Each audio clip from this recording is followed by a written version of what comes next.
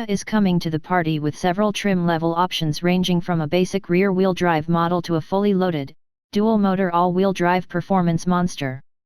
It starts with the EV9 Light and Light Long Range at the lower end of the spectrum.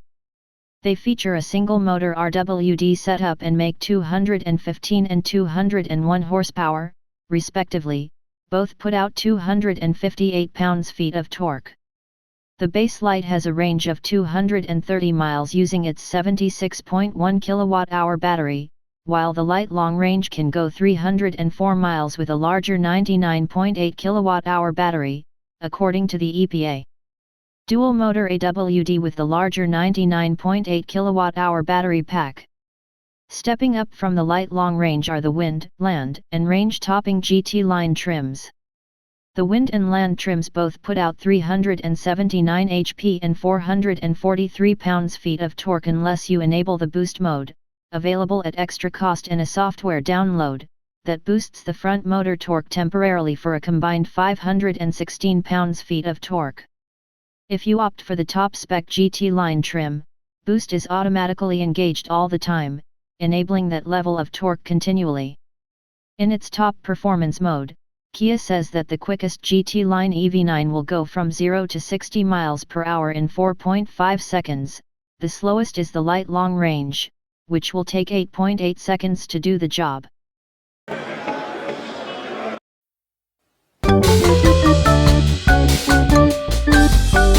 Inside, the spaciousness of the EV9 is undeniable, especially in the second and even third rows.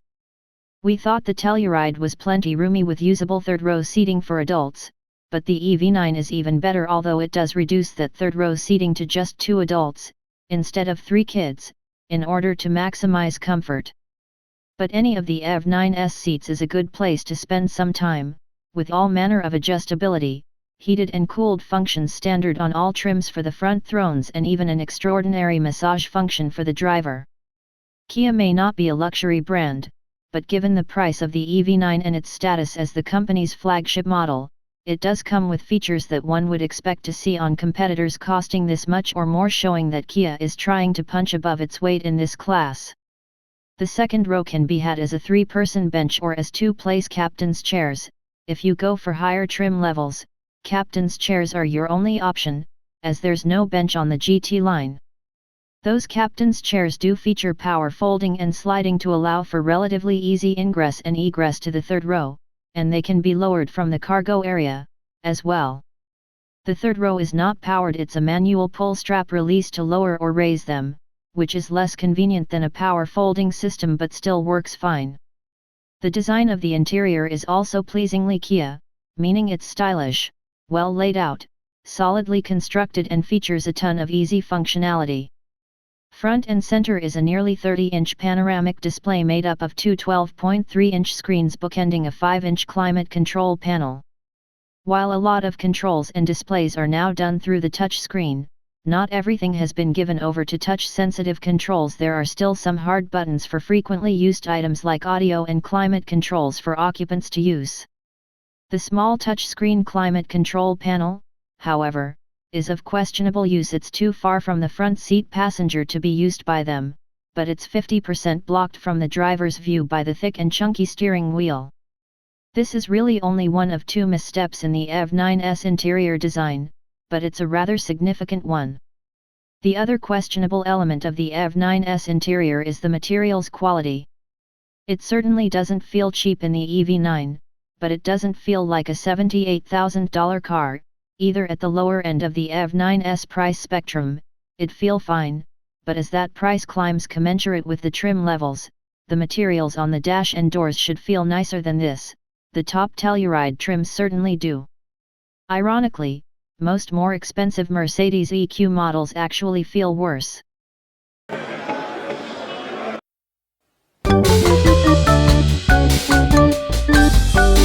Silently fire up the EV9 by pushing the slightly hard-to-find power switch, and off you go. My time in the EV9 was only in the top-spec GT line with the larger battery and the most power output you can get in the vehicle, 379 HP and 516 pounds-feet of torque. The biggest sensation you'll get while piloting the EV9 is that it's massive, not overly huge, mind you, but massive in the traditional sense, meaning it has a lot of mass to it. That's the big battery, of course, but it's low in the chassis, so it still handles decently through twisty switchbacks. The steering feel is outstanding for an EV and even quite good for a conventional vehicle. There's heft to the wheel, precision and excellent feedback. The ride quality is mixed.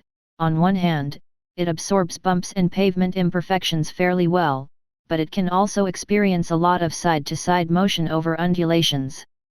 Again, the EV9's copious mass comes into play here.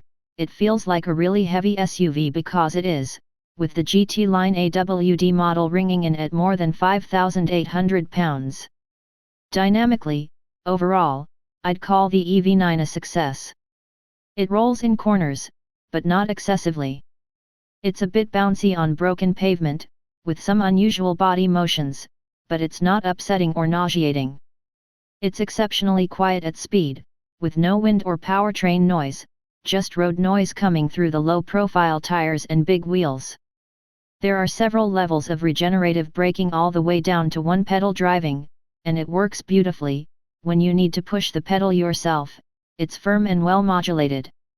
Overall, thanks to an excellent driving position, outstandingly comfortable seats, good efficiency, copious cargo room and flawless electronics on board, the EV9 is an all-day friendly cruiser.